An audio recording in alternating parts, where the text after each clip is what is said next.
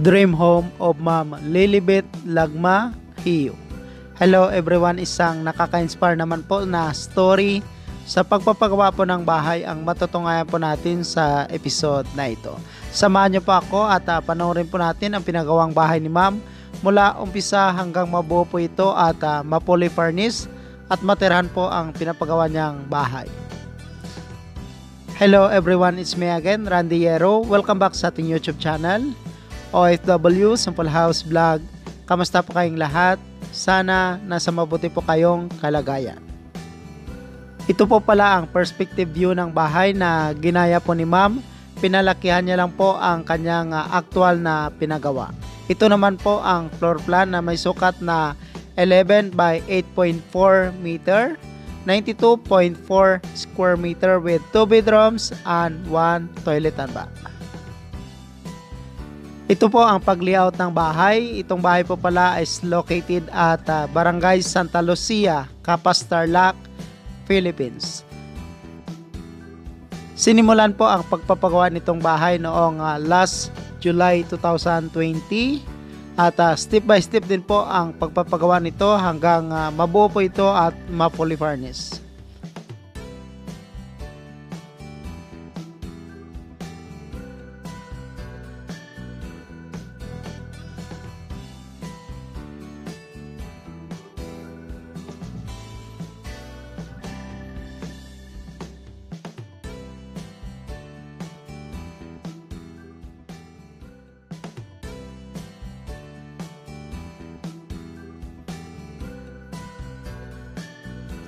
Ito po ang mga rebar na ginamit. Standard po ang lahat ng mga materials na ginamit dito.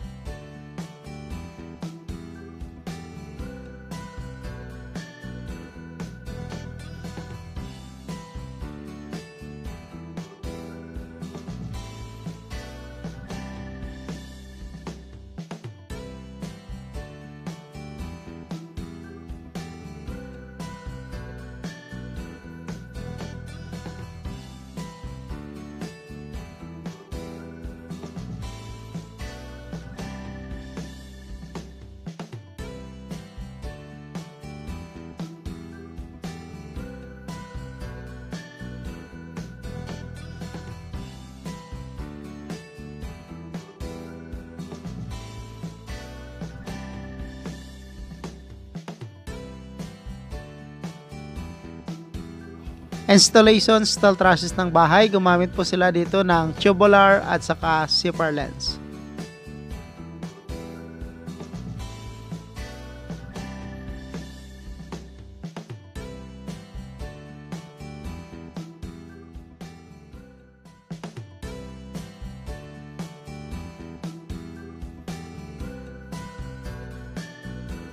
Installation roofing. Inuna po nila ang pagkabit ng gutter bago po ang bubong nito.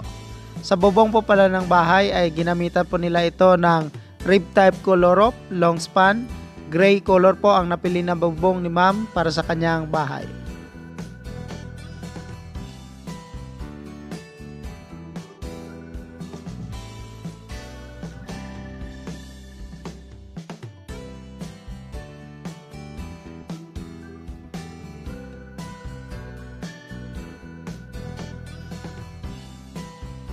At ito naman po ang septic tank ng bahay.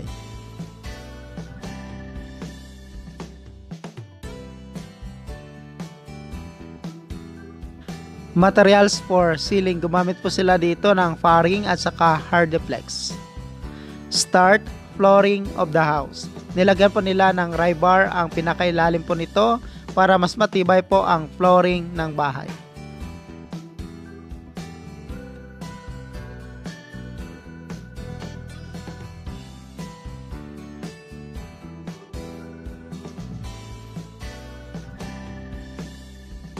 Start plastering or finishing nito labas at loob.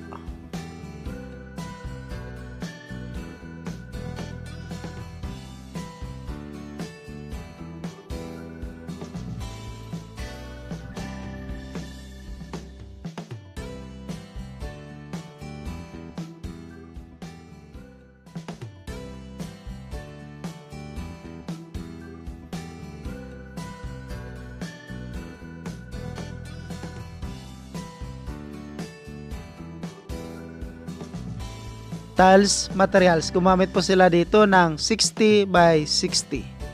Start installation tiles para naman po sa living, dining at saka mga bedrooms nito.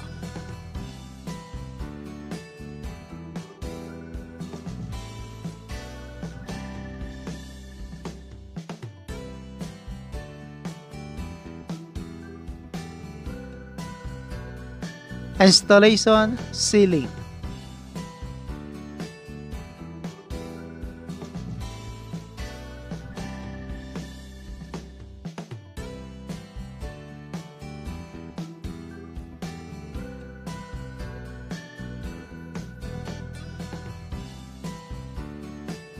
Pagsimula sa pag-skim coat ng bahay at pagpintura labas at loob.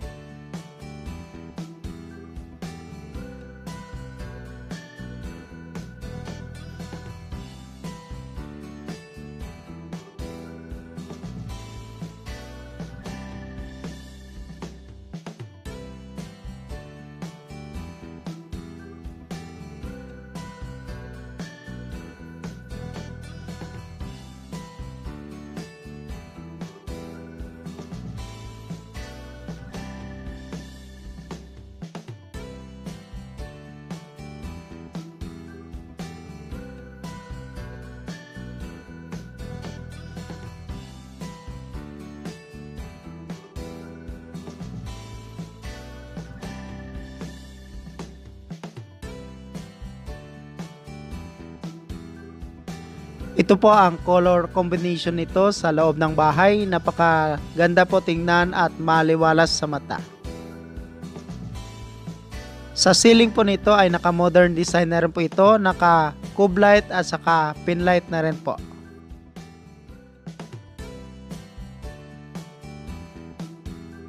Ito po ang kabuang sukat na 8.4 by 11 meter or katumbas na 92.4 square meter.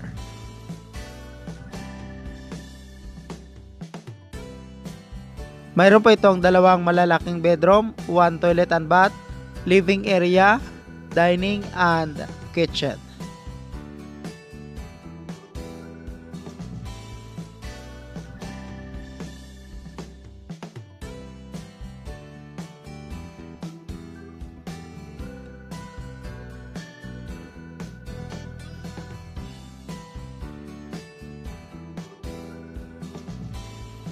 Ito po ang house tour ng bahay. Tara, samahan niyo po ako at tingnan po natin kung gaano kaganda ang loob nito.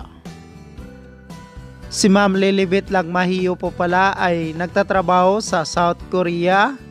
Nasa Jeju Island po siya sa South Korea sa ngayon. At ito po ang kanyang katas na pinaghirapan sa pagtatrabaho, ang kanyang bahay na babakasyonan sa Pilipinas.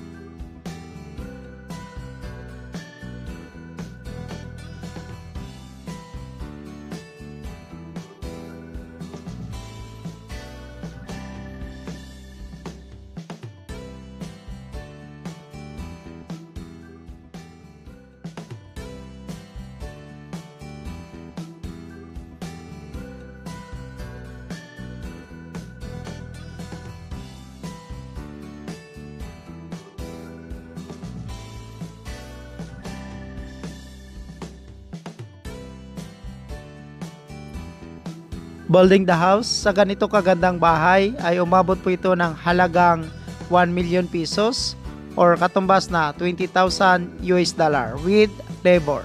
Congratulations again to Ma'am Lilibet Lagma-Hiyo, South Korea, OFW from Tarlac, Philippines.